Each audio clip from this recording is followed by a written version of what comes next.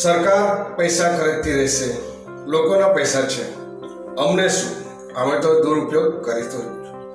આવા હાલ છે ધુળેટા ઇન્ડસ્ટ્રીઝ વિસ્તારમાં આવેલા આ વિસ્તારના. મિત્રો, ચોમાસા સત્ર શરૂ થતા પહેલા આપણે આપણી ચેનલો પર જોયું હતું કે પંચાયત સભ્યો નાની નાની ઘટનામાં વરસાદી પાણીના કારણે તકલીફ ન પડે એના માટે તપાસ કરતા હતા. પરંતુ આ સભ્યોએ ધુળેટા વિસ્તારના શરૂઆતના છેડાને જોયેલા અને છેલ્લા છેડા પર નજર જ ના પડી. ધુળેટાના અંતનો વિસ્તાર જ્યાં દમણની ફેક્ટરીઓ આવેલી છે એવી એક ફેક્ટરીને લગોલગ આવેલી એક નાની અને કાચા ડુંગર વિસ્તાર છે. કહેવાય છે કે આ ડુંગરની પરથી ચોમાસા દરમિયાન ભરપૂર પ્રમાણમાં પાણી આ વિસ્તારના રસ્તા પરથી વહી જતું હોય છે. અને અહીં દેખાતા આ વિસ્તારમાં નાનું સરખું એક સરકાર શ્રી તરફથી બનાવવામાં આવેલું આધુનિક બસ સ્ટેન્ડ છે. તંત્રએ થોડા સમય પહેલા આ વિસ્તારમાં ધુળેટા પંચાયત તરફથી કોસ્ટલ હાઈવેને જોડતા સરસ મજાનો રસ્તો બનાવ્યો છે, અને તે પણ કરોડોના ટેન્ડર પાસ કરીને. અને એ જ રસ્તા પર એક સ્ટીલનું ટાઈપનું આધુનિક બસ સ્ટેન્ડ, જેના પર પંચાયતે સરસ મજાના પોસ્ટરો લગાવ્યા છે.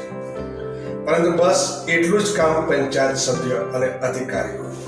ધુળેટા પંચાયતે પાછા ફરીને નથી જોયું આ વિસ્તારને, અને જેના કારણે રાહદારીઓએ ભોગવવું પડે છે.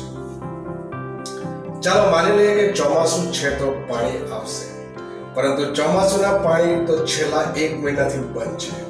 વરસાદ એકલ દોકલ દિવસે વરસી રહ્યો છે, પરંતુ તે પણ ખોબલા જેટલું, પણ પાણી છોડાઈ રહ્યું છે તળાવ જેટલું.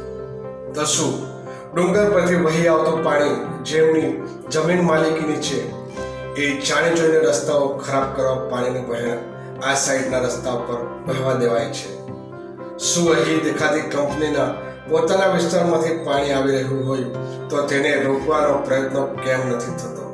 કંપની તરફથી કરાતા કોઈ પણ વરસાદી પાણી માટે ફેક્ટરી પોતાની જગ્યામાંથી આ વહેતા પાણી માટે ગટર બનાવવાની વ્યવસ્થિત જગ્યા પણ નથી છોડતી, કે પછી કંપની પોતાના કંપનીનું વેસ્ટ પાણી આ વરસાદી પાણી સાથે રસ્તા પર વહેવા દે છે? તે પણ જાણી જોઈને. અને તંત્રને કેમ નથી દેખાતું આ મસ્ત મોટું નુકસાન, જેના કારણે કરોડોના ખર્ચે બનાવેલા રસ્તા અને બસ સ્ટેન્ડ પણ ખરાબ થઈ રહ્યા છે? શું છે, કોણ જવાબદાર આ વિસ્તારના? પંચાયત સભ્યો કે જેમણે અહીં જનતા પાસેથી વોટ મેળવ્યા છે, કે પછી પંચાયત અધિકારી જે સવારે આવીને સાંજે પોતાની ગાડીમાં ચાલતા થાય છે, કે પછી આ વિસ્તારની કંપની કે જે જાણવા છતાં પણ અજાણ છે? તેને શું તંત્રની બીક નથી?